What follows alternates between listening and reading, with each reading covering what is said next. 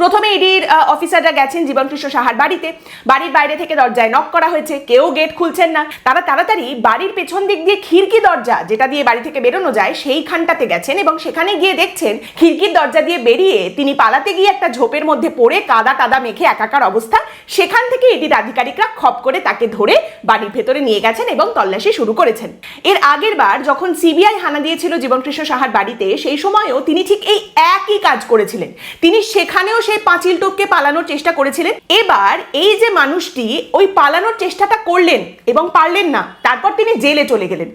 1 বছর ধরে বা তারও বেশি সময় ধরে তিনি যখন জেলের মধ্যে থেকেছেন বা জামিন পেয়ে ফিরে এসেছেন, তিনি কি ভাবতেন যে আমি ওই সময় হয়তো এক্সারসাইজ করতাম না, দৌড়াতে পারতাম না, তাই আমি ঠিক করে পালাতে পারিনি, তাই আমাকে ধরে ফেললো, তাহলে এবার আমাকে এক্সারসাইজ করতে হবে? বা উনি বাড়ি ফিরে আসার পরে জামিনে উনি কি প্র্যাকটিস করতেন যে কিভাবে পালানো যায় আমি দেখি? উনি কি ওনার স্ত্রীকে বলতেন যে টগরি ডোন্ট ওয়ারি, তুমি এই যে সকাল 6টায় আমরা উঠে পড়েছি, এবার ঘড়ি দেখো ক সেকেন্ডের মধ্যে আমি পালাতে পারছি, বলে উনি কি ব্যাপারটা প্র্যাকটিস করতেন? যদি করতেন তাহলে আজও একইভাবে মিজারেবলি এই জায়গায় তিনি ফেল করলেন কি করে, একই জায়গায়?